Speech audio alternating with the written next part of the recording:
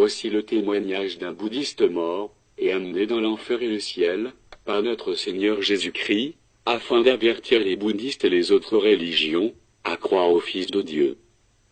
Acte 4 verset 12 dit: Il n'y a de salut en aucun autre, car il n'y a sous le ciel aucun autre nom, qui ait été donné parmi les hommes par lequel nous devions être sauvés. Ma présentation. Mon nom est Athé, Pianchatav-Polu.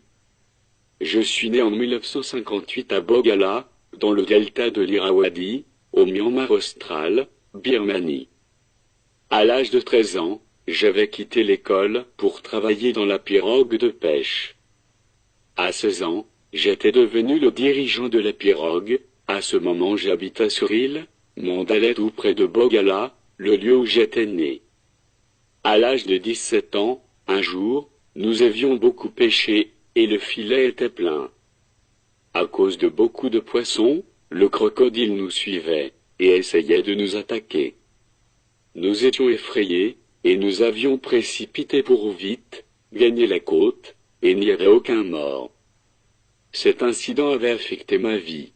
Et je ne voulais plus être un pêcheur, à cause de l'attaque de crocodile. À 18 ans, mes parents bouddhistes m'ont envoyé en tant que novice, dans un monastère. À 19 ans en 1977, j'étais devenu un normal moine, et j'étais entré au monastère Mandalay, qui est Kazankian, où j'étais instruit probablement, le plus célèbre maître bouddhiste du temps, de Usadila, Kyarnikan, Sayadaw, qui a été mort dans un accident de voiture en 1983. On m'avait donné un nouveau nom, quand j'étais rentré au monastère, Unata, Panita Chinturiya. J'essayais de rejeter mes propres pensées, et mes désirs égoïstes. Même lorsque les moustiques me piquaient les bras, je voudrais laisser me mordre, au lieu de les chasser. Ma maladie. J'étais devenu très malade, et les médecins m'ont diagnostiqué, et ont remarqué, une combinaison de paludisme, et la fièvre jaune. Après un mois à l'hôpital, ils m'ont dit qu'ils ne pouvaient plus rien faire pour moi, et m'avaient libéré de l'hôpital, afin de me préparer pour la mort. Au retour dans le monastère, j'étais devenu plus en plus faible, et finalement j'avais perdu connaissance.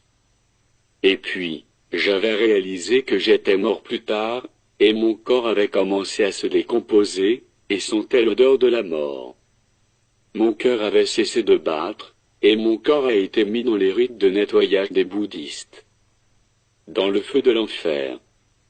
J'étais éveillé dans mon esprit, mais je m'étais retrouvé dans une puissante tempête, qui emportait tout. Même pas un seul arbre, rien n'avait été laissé sur la place. J'étais dans une plaine vide. Après un certain temps, j'avais traversé une rivière, et j'avais vu un lac de feu terrible. J'étais en confusion, parce que le bouddhisme ne connaît pas de telles choses.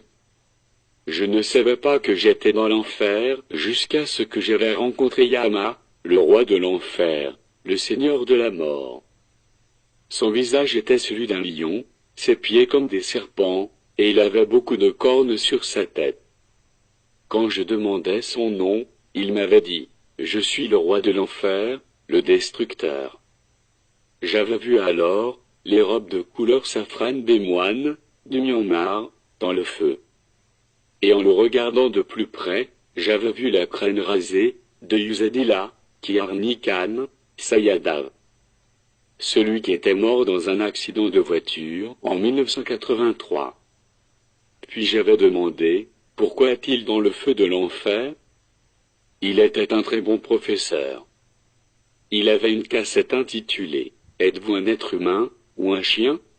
Cette cassette avait aidé des milliers de gens à reconnaître qu'ils valent plus qu'un chien. Oui, il était un bon professeur, dit Yama, mais il ne croyait pas en Jésus-Christ. Voilà pourquoi il est en enfer. Bouddha en enfer. On m'avait ensuite montré un autre homme, avec de longs cheveliers, dans une balle sur le côté gauche de sa tête. Il portait aussi une robe, et quand je demandais qui il était, on m'avait dit: Gautama, celui que vous adorez, Bouddha. j'étais embarrassé. Bouddha en enfer? Avec l'ensemble de mœurs et de moralité qu'il avait? Sa bonté n'avait pas d'importance, s'il ne croyait pas en Dieu éternel. C'est pourquoi il était en enfer, répondit le roi de l'enfer. Je vis aussi Aung San, le leader révolutionnaire. Il était ici, parce qu'il persécutait et tuait les chrétiens. Mais surtout, parce qu'il ne croyait pas en Jésus-Christ. C'est ce que m'avait dit le roi de l'enfer. J'avais vu un autre homme, qui était très grand, portant une armure, une épée et un bouclier. Il avait une blessure sur son front, il était plus grand que quiconque que je pouvais voir. Il était de 8 pieds de hauteur. Puis le roi de l'enfer m'avait dit, voilà Goliath, qui était en enfer, parce qu'il se moquait du Dieu éternel et son serviteur David. Je n'avais jamais entendu parler de Goliath ou de David. Puis, un autre roi de l'enfer s'est approché de moi, avec 2 cornes sur sa tête, et avait 2 grandes lances, dans ses mains. Et il m'avait demandé, si j'allais aussi dans le feu de l'enfer. Je lui avais répondu, non, que j'étais juste ici pour regarder. Tu avais raison, répliqua la créature, tu étais venu seulement pour regarder, car je n'avais pas trouvé ton nom dans notre livre. Alors tu dois retourner à d'où tu venais. Les 2 chemins. De retour, je commençai à marcher, pendant 3 heures de temps, avec des douleurs aux pieds sur le chemin large. Finalement, j'étais arrivé à la fin du chemin qui marquait 2 directions. Un qui menait à droite, un qui menait à gauche. Le chemin qui menait à gauche était large, et le chemin qui menait à droite était étroit. Un signe de non-croyant en Christ Jésus marquait le chemin qui menait à gauche, et un signe des croyants en Jésus-Christ marquait le chemin qui menait à droite. J'étais intéressé de comprendre d'où menait le chemin large. Alors, j'étais arrêté.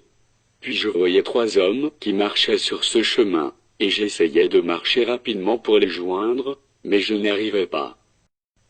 Puis, j'étais retourné au début de chemin, en 2 directions en forme de V, puis, j'examinais ces 3 hommes qui marchaient sur chemin. Arrivé à la fin du chemin, ils criaient fortement avec de grandes douleurs. Puis je criais aussi, en voyant le malheur qui leur était arrivé. Je réalisais que le chemin large amenait à un danger. Puis je commençai à marcher sur le chemin des croyants. Après avoir marché, pendant environ 1 heure de temps, je remarquai qu'il était fait de l'or pur. Je pouvais voir parfaitement mon propre reflet. Puis je vis un homme habillé, en robe blanche. J'entendais aussi des belles chansons, et des mélodies qui ne sont pas comparables à la chanson que nous chantons sur la terre. L'homme habillé de blanc m'avait demandé de marcher avec lui. Je lui avais demandé, « Quel est ton nom ?» mais il ne m'avait pas répondu. Après l'avoir demandé 6 fois, il m'avait répondu, « Je suis celui qui détient la clé de la porte du ciel. » Le ciel est un endroit vraiment beau, disait-il. Tu ne pouvais pas aller là-bas maintenant. Mais si tu suis Jésus-Christ, tu peux y aller, quand ta vie finira sur la terre. L'homme s'appelait Pierre.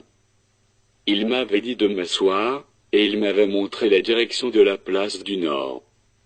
Pierre m'avait dit, regarde comment Dieu avait créé l'homme. J'avais vu le Dieu éternel de distance. Puis Dieu parla à un ange, et dit, créons l'homme à notre image. Et l'ange supplia Dieu en lui disant, ne crée pas l'homme, car il va commettre le péché et il va te décevoir. Pourtant Dieu avait créé l'homme. Puis Dieu souffla dans ses narines pour lui donner la vie, puis Dieu lui donna le nom d'Adam. Puis Pierre m'avait dit, retourne maintenant, à d'où tu venais, et dis aux gens, qui adorent d'autres dieux, et Bouddha, qu'ils finiront tous en enfer. Ceux qui construisent les temples, et l'adorent, iront en enfer. Ceux qui donnent des offrandes aux moines, iront tous en enfer. Ceux qui donnent leur vie aux idoles, iront en enfer. Tous ceux qui ne croient pas en Jésus-Christ, iront tous en enfer. Pierre m'avait dit de retourner sur la terre pour témoigner ce que j'avais vu. Il m'avait alors donné un nouveau nom. Qu'à partir d'aujourd'hui, on doit m'appeler Paul, qui est retourné à la vie. Je n'avais pas voulu retourner, je voulais aller au ciel. Puis, un ange avait ouvert un livre, et avait cherché mon nom d'enfance, mais il ne l'avait pas trouvé.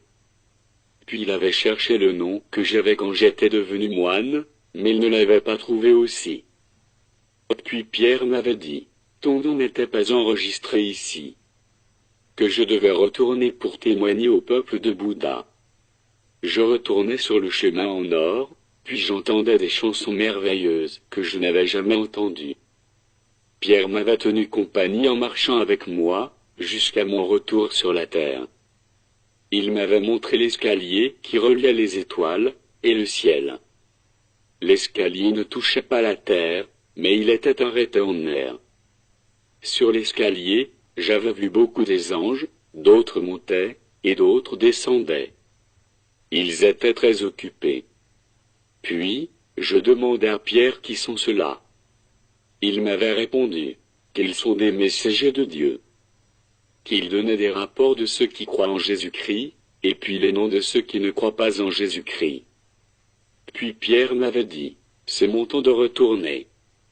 Et quand j'étais réveillé, j'entendais les cris des pleurs, puis, j'avais entendu ma mère qui pleurait, en disant, mon enfant, pourquoi nous as-tu quittés maintenant? J'avais aussi entendu beaucoup de gens qui pleuraient. Puis je m'étais rendu compte que je m'étais allongé dans un cercueil, et quand j'avais commencé à bouger, mes parents criaient, il est vivant. Mais les autres ne croyaient pas.